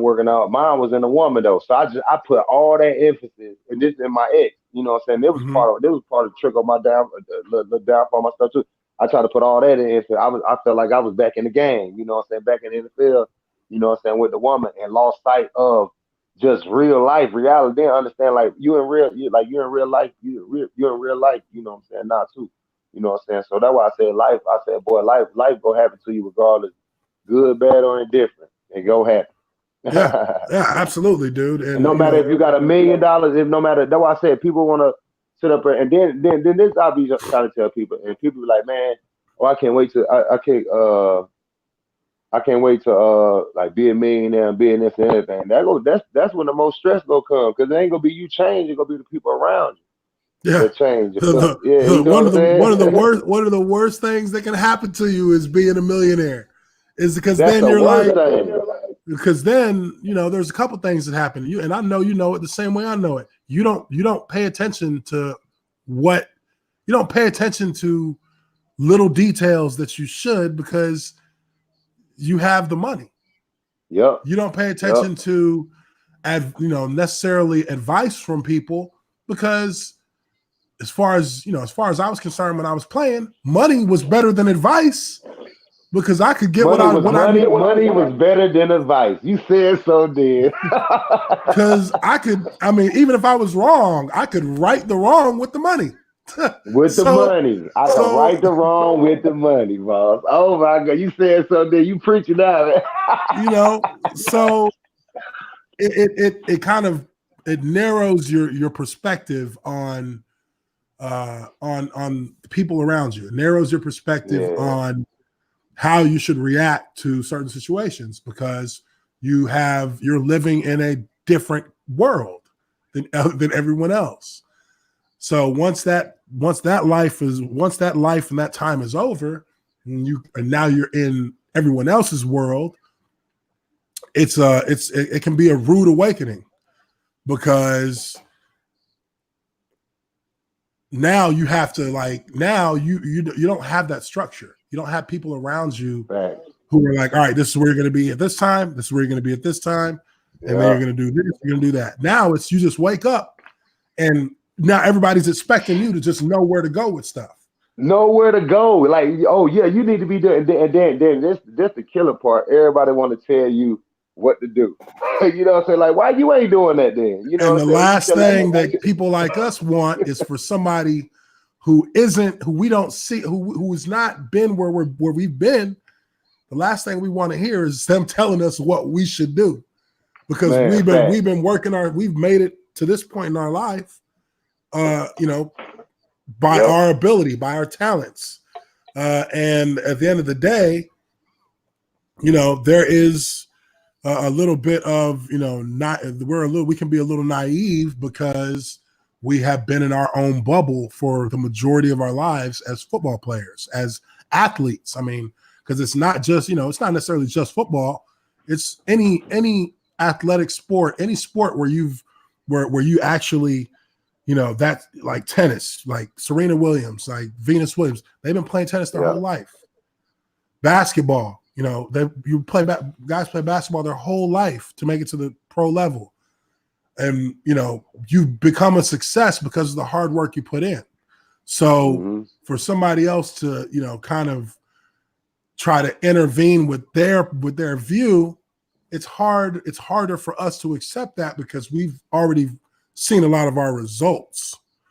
And from that, I swear, and that'd be a little, I had a disconnect with, I'm saying, one of my friends, because she was like, you sound like you arrogant. I said, no, it ain't the point that I'm arrogant. I said, but some stuff I'm not go. I said, some stuff I don't have to go for. You know what I'm saying? Yeah. Because that I used to go for it. I used to go for it in. Like I'm not for the go for it now. So it's so small now. That's why I said now it's just like everything is like it's just full circle. You know, I'm trying to get everything full circle. You know what I'm saying? One thing that I've been trying to focus on, bro. We got one mind and one body. You know what I'm Mm-hmm. saying? Like, and then this the best thing they broke down there. Imagine if, you know what I'm saying, you wake up in the morning and somebody wake up in the morning and tell me, like, cause I ain't got no car right now. For example, somebody wake up in the morning and say, all right, LeRon, here you go, 2019 Tahoe. You know what I'm saying? You know what I'm saying? 2020 Tahoe, here you go. He said, but the only kick is this the only car you go get for the rest of your life. You feel me? This the only car you're gonna Mm-hmm. get the rest of your life. So I know me personally, if somebody sit up here and tell me that this the only car I'm gonna get, I'm finna read the owner's manual about 4 times. I'm finna make sure any little bump, scratch, anything get on it, I'm gonna take care of it. You know what I'm saying? So that's the mindset, boss. I done took for my mind, for my mental, and my body now. You know what I'm saying? Like Yeah. I gotta take care of them two. If I take care of them two things right there, I know I'm gonna be okay. And this the fight that I'm having, like, you know what I'm saying, with no insurance, and you know what I'm saying, having to, even just like, oh, your back messed up, you don't need to be walking to therapy, but I gotta get to therapy to talk to my therapist, you know what I'm saying, Mm-hmm. and walk home, you know what I'm saying, my back go had to hurt, you know what I'm saying, I just come in and lay down the rest of the night, you know what I'm saying, then oh, you ain't getting nothing done today. Well, shit, I can't stand up all day because my back messed up. You feel me, boss? It's Yeah. boy, it's coming from every end. Yeah. Yeah. It's like coming Yeah. from every end. I swear, boss, I laugh it off. I try to laugh and just laugh and keep them, Oh you no, know, it's being so I know emotional it, all the dude. time. I know what the laugh is. The laugh is the laugh of like you laughing at it because it's so it's so painful and it sucks so much that it's funny. That's just how we Yep, kind of yep, just that's how we yep, express it. But yep. And no, and dude, it, I and it's absolutely. just real. It's like and I'm just like, man, it's real. I said this ain't got to do with nothing monetary. Right? I said this is just like coping, just mentally. Like I'm like, you know, especially when I saw it with my kids, man. You know, what I'm saying my daughter older, my daughter 12, so she a little older. She sensed it a little bit, and so she went back home. She went back home a little earlier. Mm-hmm. You know what I'm saying? So I sensed it then with her. You know what I'm saying? Then when my son was just with the attitude and everything, like snapping at him a few times, I was like, man, come on, bro, this ain't even me. You know what I'm saying? This ain't me Yeah. at all. No, man, it's hard. I know exactly what you're talking about, and you know, I think at the end of the day, you're right in that you got to take care of your body and your mind. And part of that is being able to talk about it. Part of it is being able to, you know, kind of, and part of it is letting go a little bit of that, you know, that incredible amount of pride that we have as players, because you know we've battled our whole lives. You know what I mean? We've battled for. Well, I think we lost him. We'll see if he jumped. I think we just lost LeRon. I think he might have popped out, might have got disconnected. He was connected from his phone. But I'll wait to see if he comes back on. But no, just a great conversation. Oh, and I think here he comes. He's back. Okay. I'm back. LeRon, Yeah, I'm back. you I'm back? back. See you. Okay, cool. Can you hear me? No, man. Yeah, I can hear you. All right. But no, I was gonna say, you know, part of kind of lost him again. He's having connection issues obviously there. So we'll give him a second to come back in. Let me take a look at some of these chats in here, and we will. Let me see here. And he's back before we even go into the chats. But let's see. I'm on Hey, there now. Laurent. Yep, I'm I back. got you in. Yep, All right, all you're right, all right. in. My fault, man. My fault. Oh, you're good. You're good. No, I was These little new AirPods went out. I guess I don't know how to work this stuff. You know, I'm just not. Look, it's so crazy. Like I got to say this. People, it got to a point, boss. You know, saying just to get back on that, it got to a point, boss. I had to get rid of my cell phone, and people was like, well, I had to get out the grid. I had to get out the grid for like a year and but probably like about 14, 15 months. I ain't had no cell phone. Like, could nobody get in contact with me? I was operating through a Google Voice and had I was operating through a Google Voice and had my iPad. I had my iPad that I bought my daughter when she was 2. Yeah. 10 years ago. Just had to do what I had to do. People don't know to have, man. Even just having the situation, just getting out of Atlanta. You know what I'm saying? And just like mentally, like just that's why I say if anybody would have been in my shoes, I know they would have crashed. That's why I said I thank God for like just keeping me through this whole thing. And then, boss, just people like you, boss, just be able to reach out, you know what I'm saying, to guys like you and really just, you know what I'm saying, vent about this shit. No, hey man, and that's, and like I said, man, that's part of the process of, you know, of coping with our situations, coping and managing our situations, because at the end of the day, you know, we've walked in each other's shoes. You know what I mean? Like we've been there, and we understand why, you know, where, you know, our lives as athletes, our lives on the field, the lingering effects from that have affected our lives after the sport, after football. And you know, and one thing that I really do appreciate, and when I hear you talking about, is that, you know, you sound like, you know, a guy who's humble about it and understand what it is that you're dealing with, and have come to grips with it, and are now and that has allowed you now to move into the next stage of trying to of managing and self-improvement. You know what I mean? Like that's kind of where I was. That's where I was about a year ago. Like I had gotten to the point where I just came to grips with it. Like, yeah, there's some parts of my personality that are more associated with CTE than you know. Yes, like I know. I'm like, man, I gotta stop. I gotta stop. That's why I said when my homegirl like labeled it, like she like, you gotta think you got. It's not that you have you know, like the communication issue is just like you so passionate. I said it's only one way I know how to express it. You know what I'm saying? Exactly. Like express my, you know what I'm saying? Like you sometimes like it be like I be expressing my soul sometimes, like the people. And I said, hell, that's draining. I said, maybe I'm doing too much. You know what I'm saying? Like it's like that battle. Like just saying if you're doing too much or not doing too much, you know what I'm saying? That's why I swear, boss, and that's why I get closed off. I just like, all right, I'm just turn my phone on, do not disturb. I ain't got to deal with nobody. You know what I'm saying? Just be in my room and just chill, man. You know, so I'm just trying to break out of that little thing, like right here, like that, like this right here, talking to you right here today, man. This junk is so therapeutic, bro. It don't make no dude, sense. Like, it is. It's therapeutic. It's therapeutic for me as well, dude. Like, because, you know, and again, like I said, you know, I've talked with, you know, the first time when I started doing the podcast, I started doing them with Eben Britton, and me and him. That, I mean, it didn't matter. We would talk about all this NFL news, which I love. You know, I talk about NFL news. I talk about NFL topics all the time. But when it's athletes talking with athletes, it always veers right back to this kind of conversation. Yes, because this is it's the elephant in the room for us to know that we're not alone. You know what I mean? We're not alone in dealing with the kind of feelings and the effects of the sport, and you know, just kind of the culture that is the culture of kind of isolation that players have once they retire, because there's not really a support system from the NFL. The NFLPA is just that's just a Ponzi scheme.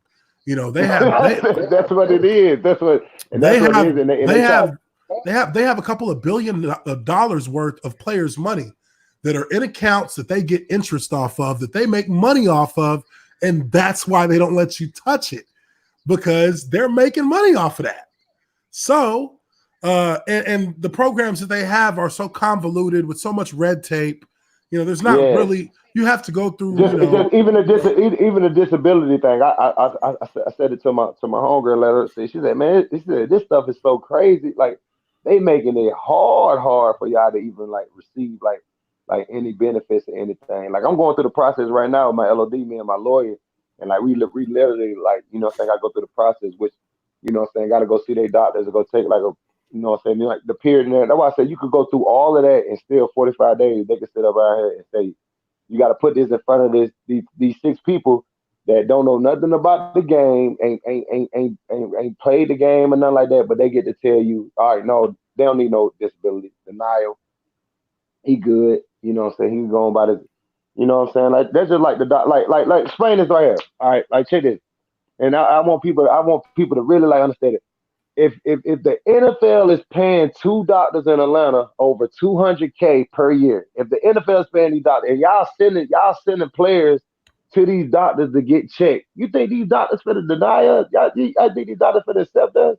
No, they gonna put puppies in line that y'all paying like that. I don't think that even right. How can y'all send us the doctors that y'all paying over $200K a year to? Yeah, like they're not sending you to a third party unaffiliated doctor. No, they send us to a doctor they send us to doctors that y'all are paying. Like they're a part of the game. They're a part of the scheme too. That's how you got to feel like, damn, is the NFL working with everybody? I even had to, like, boss, to the point I even had to question my therapist that I'm talking to see if the NFL even got to her. Like, don't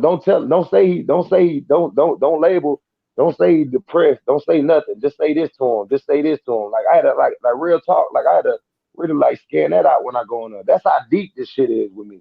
that's how deep it is with the NFL. You know what I'm saying? The stuff that's going on. But I try to tell people like it's deep, man. Like like to the point. Like I remember one guy told me like, doing a concussion settlement, they following people around to see if they really. Well, did you have the doctor reach out to you from I think it's from Baltimore or DC, somewhere like that. But you got an email, right?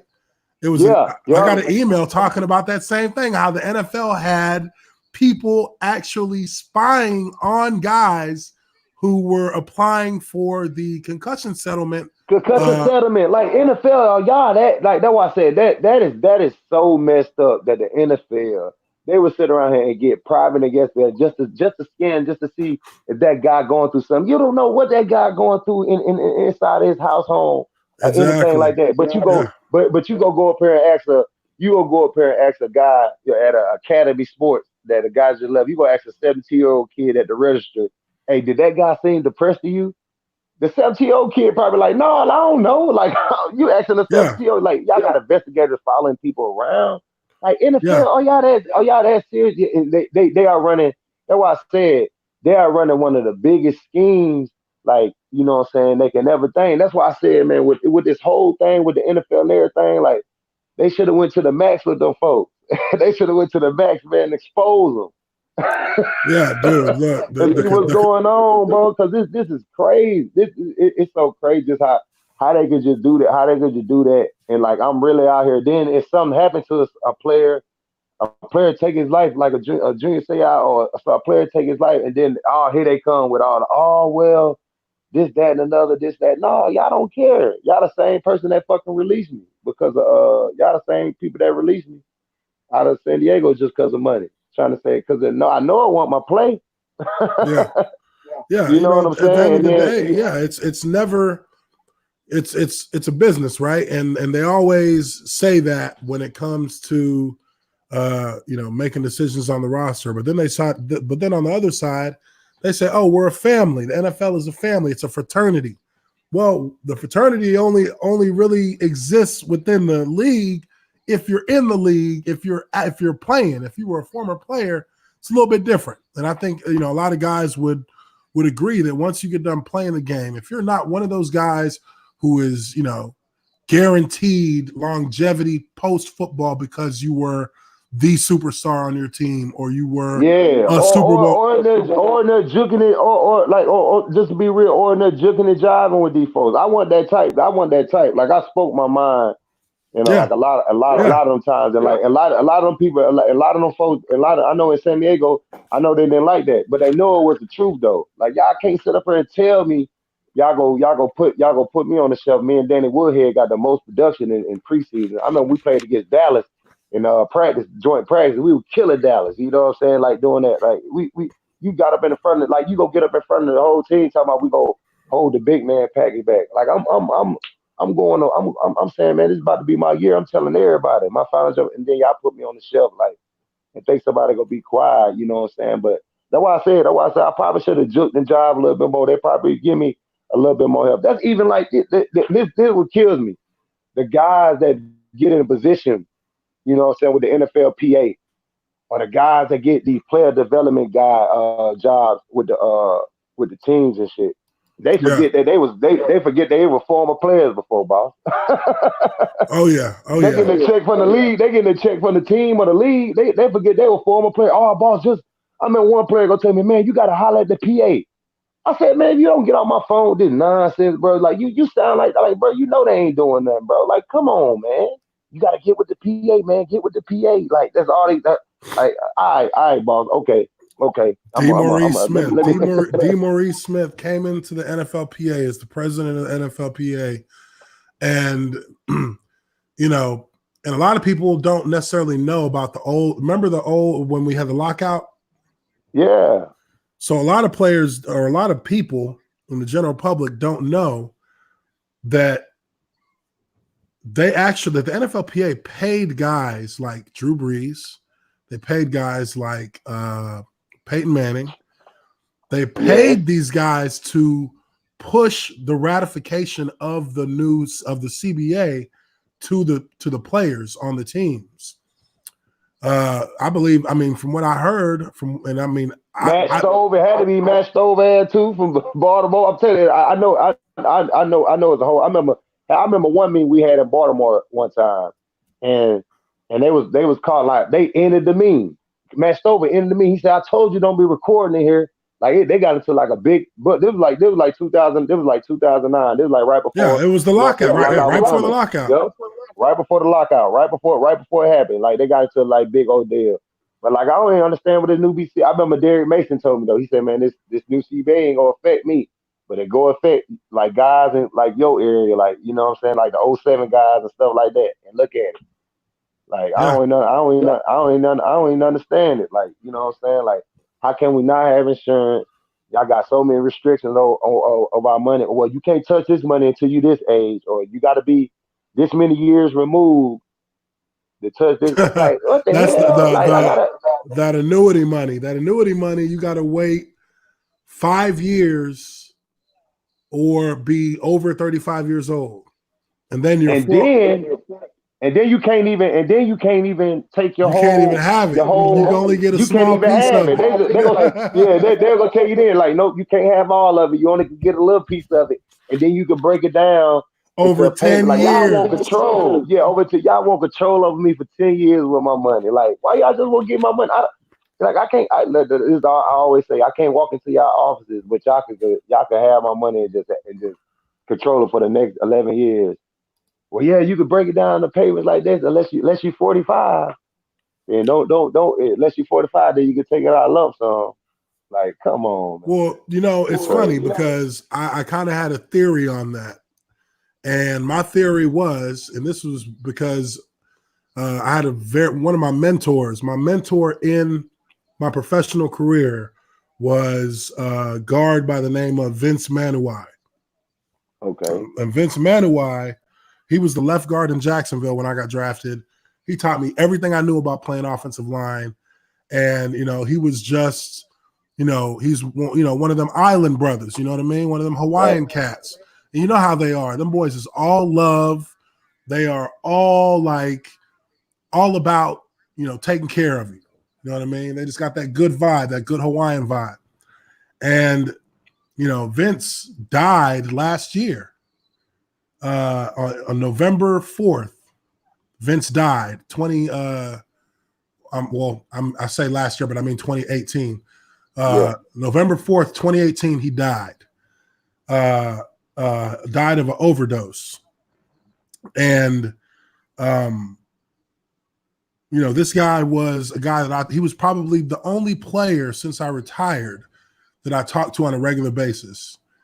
And the last time I talked to him, he opened up to me about like how he was really messed up. He was struggling with everything in life. He had heart problems. He had, depression, all these things. And, it was it broke my heart because this was a guy who, up until that point when I talked to him on the phone, and it was about a week or two later, he died. But talking to him on the phone every time for years, it's like when you meet an old friend and it's like y'all been hanging out every day. It's like it's that happy, that real energetic feeling when Vince would call my phone, like, oh, Vince, what's up, brother? Give him that Hawaiian accent. And we would just chop it up and talk. And he opened up to me about it. And and for probably about 3 or 4 months prior to that, I'd been telling him, yeah, man, I'm kind of like, I've been feeling a lot of depression, like been dealing with a lot of issues. Me and the wife are arguing, fighting all the time. Like, it's rough right now. And, and he would always be supportive, always be, trying to keep me positive. But I didn't know that he was crashing on the other end in his life, and it was spiraling in his life, and was holding it in and not expressing it until that last phone call I had with him, when he told me that, how bad it was for him, how bad he had felt, and how things had just fallen apart. Him and his wife are divorced. She had all the kids. Like, he never got to see his kids. And just, all around a bad situation for him. And, a week, about 10 days later, I'm actually in my house.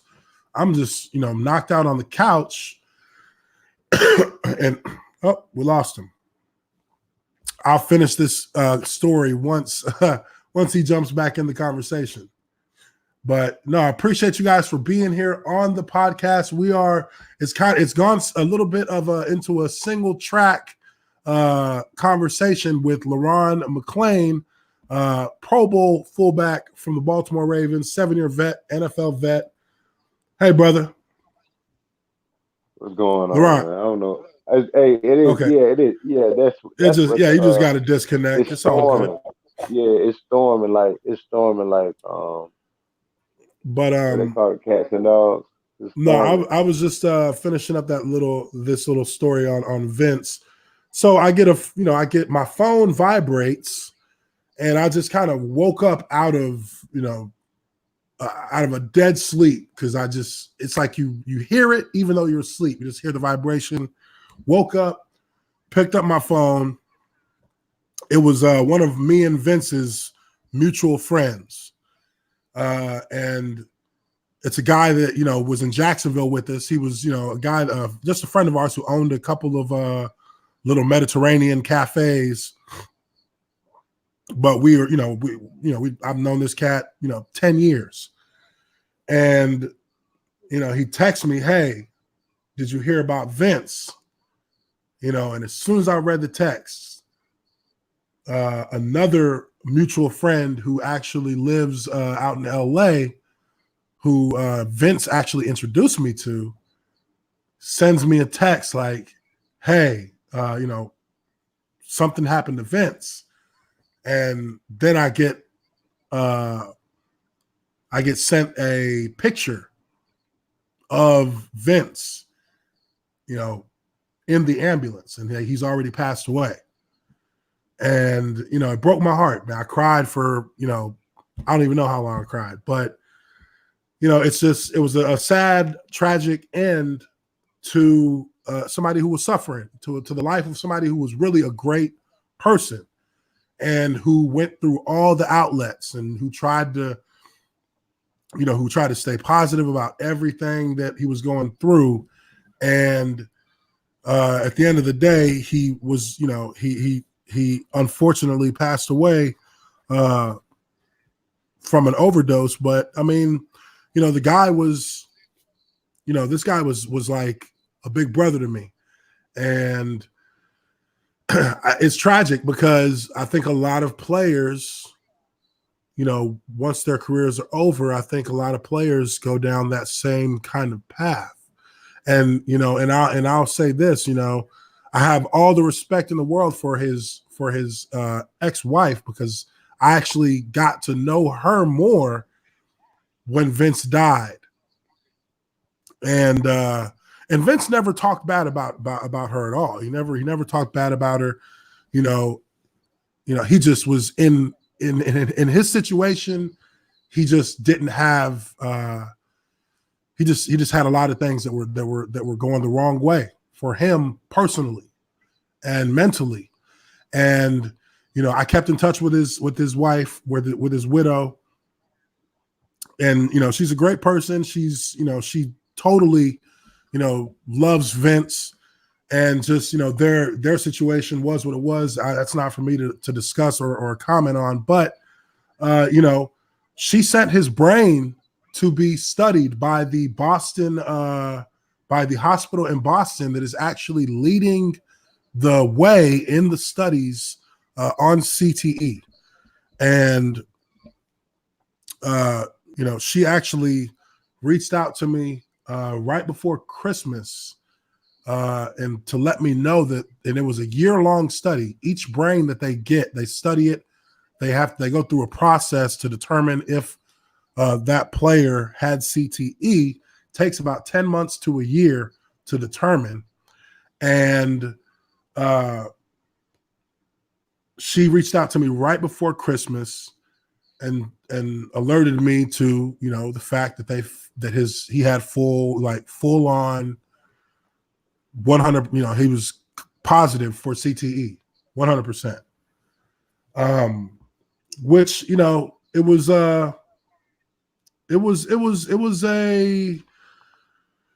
was definitely an emotional thing to hear, because what do you think about when you're told that? Well, what about me? You know what I mean? Like, you think about, do I, am I, we all figure that we have it, and we figure that it's going to, that we'll be affected in one way or another. But to actually have the science back up that, yes, there's something that was wrong with this man's brain based on him playing football and taking head trauma at a repeated rate over the course of many years, that that was something that was hard to, it was hard to digest that, because this was a guy who, by all accounts to me, was a very positive person. This was a guy who was a loving person. This was a guy who looked out for anybody that he was ever around. He looked out for him and wanted to make sure that that person was taken care of and was okay. And at the end of the day, there was so much going on beneath the surface that people just didn't understand. And like we say, it's hard to explain these type of things to people. It was sad. And I have the pamphlet from Vinny's funeral sitting right behind me here on my webcam, right next to where all my football helmets and stuff are, because that's a guy that I love dearly. And that's part of why that's part of why I love to bring on former players to talk on my podcast, is because there's so much that we don't get to say to people. There's so much that we can't tell people because they don't get it, but we get it amongst each other. And for us to have the conversation, and for an audience like we have here in the chat to be able to listen to us talk about it and explain it, I think it gives them a little bit more of a little bit better perspective and insight into understanding, more than what you just read in the headlines when you hear about players, getting arrested, players, players, spending their money, or players, committing suicide, players, who, you look at it, and I mean, hell, I think this is a perfect example. You look at Antonio Brown. Yeah. A lot of people are looking at this guy, and I mean, I've done videos myself making fun of him, but at the end of the day, I always I always come back to a little bit of a serious note and say, hey, yes, we're making fun of him acting a fool, but there is something likely going on underneath that probably has more to do. His childhood, everything. It probably has more to do with football and the effects that he is not aware that he is dealing with from CTE than we realize. Because he's exhibiting a lot of the symptoms. You have erratic, impulsive behavior. You have short temper. Sometimes, and which causes him to lash out. You have an apathy towards a lot of things where, sometimes, and for me, because I've been diagnosed with ADD a long time in my life, I take Vyvanse. Vyvanse is probably the best thing in my life right now because it actually counteracts apathy. It counteracts, that kind of like, I don't want to call it lazy because it's not lazy. It's just that your brain doesn't allow you to actually like take action on things you need to do. Like I could sit in a room an entire day and not do anything. That's where that's apathy, like the inability to actually do anything. Yeah. And it's a hurdle that you have to actually kind of overcome that's directly related to CTE. That's a CTE symptom, apathy. Apathy, impulsive behavior, short temper, and it can progress and it can become more degenerative toward in terms of your abilities to speak, in terms of your ability to continue to be able to hold thoughts, to be able to think progressive, think in a progressive manner, like where you can actually like process information at a normal rate. Like, obviously there's a little bit that has to do with, it's a little bit of bipolar, like the mood swings. That mood swings are direct symptoms of CTE. And I mean, mood swings can be symptoms for a lot of things, but for a football player who, any player who's played longer than 3 years of their life, there's a good chance that you have a certain degree of CTE. And now the only thing that there is from that point to think of is, how much will it affect the individual? Because everybody is not affected the same, even though everybody does have generally the same symptoms. So, for instance, I know a couple of players, and I think you might have actually played with. You remember a cat? Well, was he? No. I think he would have already been gone from Baltimore by then. But we had a guard. His name was Will Rackley, and he was in Jacksonville. He ended up going to Baltimore after Jacksonville. He was in Baltimore for not even a year before they had to release him because he had so many concussions. And I remember talking to Will. He actually lives, I think he lives in Atlanta. I live in Atlanta. So, but I think that, I spoke to him a few times, since he retired, since I retired. And this guy routinely still suffers post-concussion syndrome. So he still has like migraines. He still has problems with dealing with direct light in his eyes. And he almost certainly has a very, solid progression of CTE along with that. So it can affect guys in different ways. And, I think that it's just, again, man, it's good that we're here talking about it because there needs to be a bit of awareness brought to it. And as players, we just gotta, we gotta continue to stay in touch with each other and stay. Yeah, we gotta make this like a little regular thing. I'm gonna come on here again, man. Real soon. Oh yeah, man. You're more than welcome anytime, dude. I like the energy. I love the energy.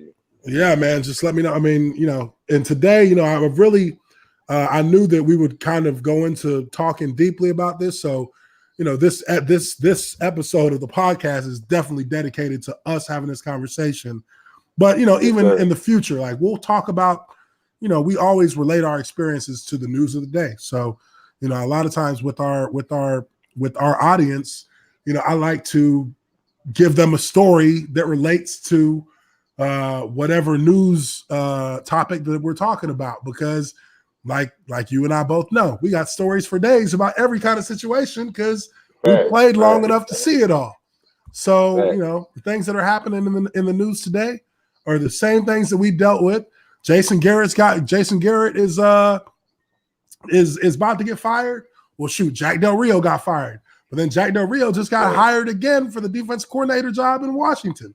So, I remember my rookie year, Brian Billy, he get fired after my rookie season. You know what I'm saying? That whole new flip. And John Harbaugh, he been there ever since. You know what I'm saying? Just how the change of things happen. And Harbaugh been there since 08. Mm-hmm. Yeah, Harbaugh, I mean, I relate what they're doing in Baltimore kind of similarly to what they're doing in Pittsburgh. Like they're not trying to, rotate head coaches. These guys keep their head coaches and they pick the right kind of guys. And that's the crazy thing about it. I've told people this for the last few weeks. I've told people that Mike Tomlin should be coach of the year in the NFL. If we're being honest, I said the same thing. People on the Ravens jumped down my neck. I just said, man, with what he did with that team that had no business even being 8-8. Man, that team should have been sitting at 3-13, 4-12. And I'm telling you, they could have been easily a 9-7 or 10-6 for real. Yeah, if they win one more game, they're in the playoffs. Yup. Look at that. So, it's crazy. It's we have a lot of perspective on football that people don't necessarily get from reading, news articles, but we understand it because we've been in the locker room. We've interacted with these coaches, with these GMs, with all facets of an NFL franchise, so we can kind of give you that perspective, that view on when you see something, when you see an article about, or when you see how a team is operated like the Steelers, you see how a team is operated like Baltimore, you see how even like the Dolphins, forever, for as bad as we thought they would be, those guys had huge improvements over the course of the season. And that's a good coaching job. That's good coaching that's been done to get a team. I mean, they go in the last game of the year and beat the Patriots in Foxborough.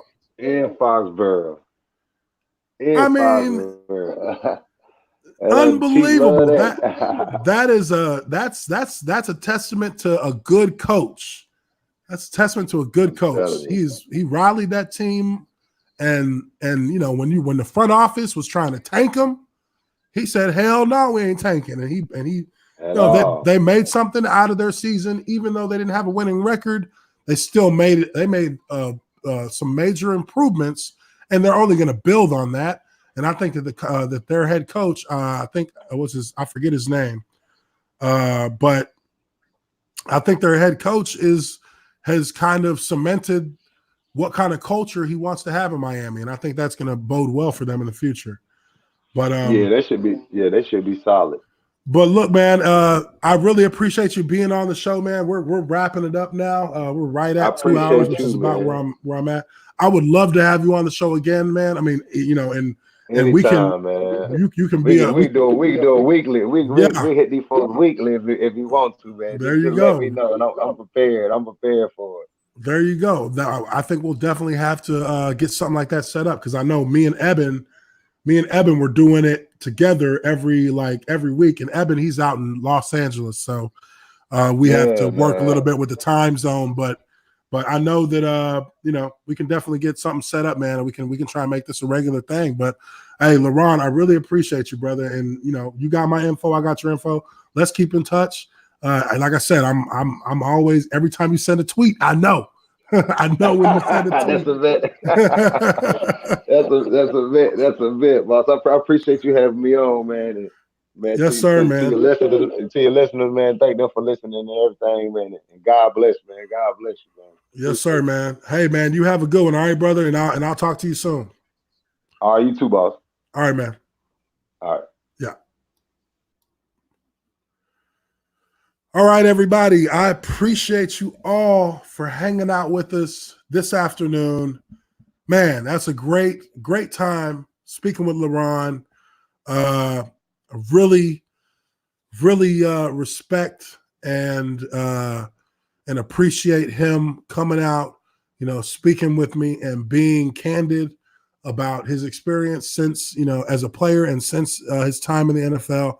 You know, it's you know, that's a mark of a man who was being humble about, you know, the situation as it is. And you know, there's a lot to be you know, grateful for, in that he came out here and, you know, and we had a conversation that was really just a deep and honest conversation about the reality of what we deal with on a daily basis, you know. And even though many may not know, or many may think that life is a certain way for us, you know, this is just proof that, you know, we deal with all of the same issues, and we deal with all of the same pressures, and we deal with, you know, all of the fears and the anxieties that everyone deals with in life. And, you know, it's not all roses and sunny, you know, sunny days for, you know, us warriors, us guys who were warriors out on the football field. And LeRon, like I said, has a very similar understanding of life as a football player, as a fullback based on the position he played. You know, and me and him can relate very well on that as blockers to how the culture of the NFL is, and kind of, you know, the deficiencies in how the NFL and the NFLPA, and more to be more specific, has handled and dealt with players who are trying to transition from one life to another. So I really appreciate LeRon being on. That was an amazing conversation, and we'll definitely be, you know, I'm definitely going to look into trying to have him to come on as a regular for the show. But I really appreciate you guys. Thank you very much for being here on Lineman Life podcast. This is going to be, like I said, we do this on Tuesdays and Thursdays. So I will see you guys on Tuesday. So appreciate you guys. Love everyone out there for staying in with us. And we will catch you guys on the next one. Peace.